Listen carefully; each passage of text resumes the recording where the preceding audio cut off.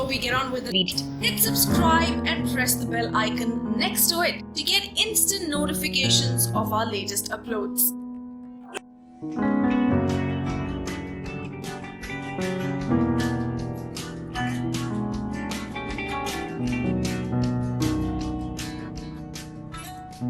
The house, the only one in the entire valley, sat on the crest of a low hill.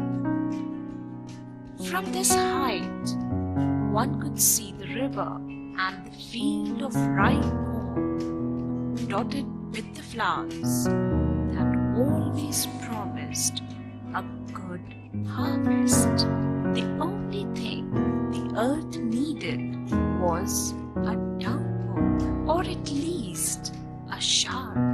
Throughout the morning, Lencho, who knew his fields intimately, had done nothing else but see the sky towards the northeast. Now we're really going to get some water. The woman who was preparing supper replied, Yes, God willing. The older boys were working in the field, while the smaller ones were playing near the house, until the women called to them all. Come for dinner. It was during the meal, just as Lencho has predicted, big drops of rain began to fall. In the northeast, huge mountains of clouds could be seen approaching. The air was fresh and sweet. The men went out for no other reason than to have the pleasure of feeling the rain on his body. And when he returned, he exclaimed, These are not raindrops falling from the sky. They are new coins. Big drops are 10 cents and the little ones are 5s. With a satisfied expression, he regarded the field of ripe corn with its flowers draped in a curtain of rain. But suddenly, a strong wind began to blow, and along with the rain, very large hailstones began to fall. These truly did resemble new silver coins. The boys, exposing themselves to the rain, ran out to collect the frozen pearls.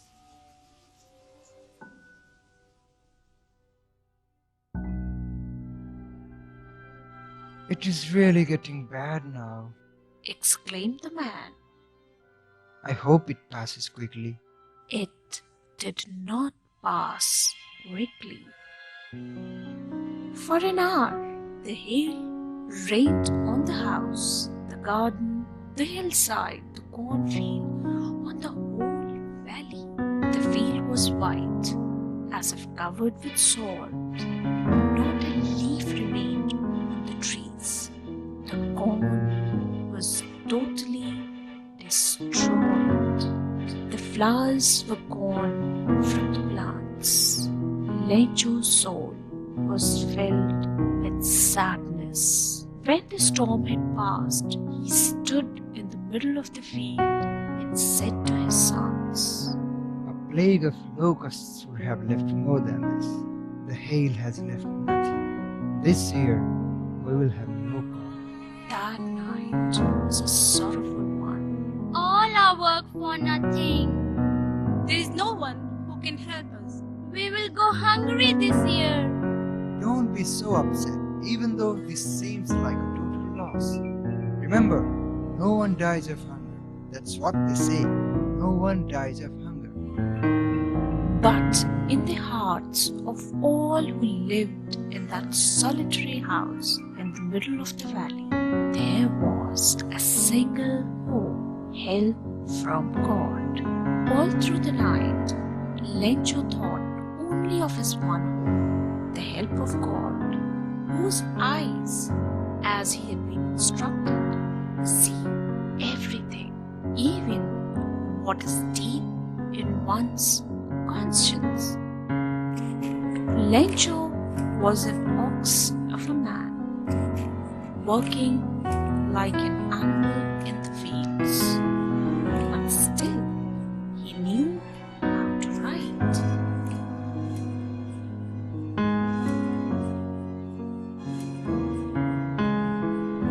The following Sunday, at daybreak, he began to write a letter which he himself would carry to town and place in the mail.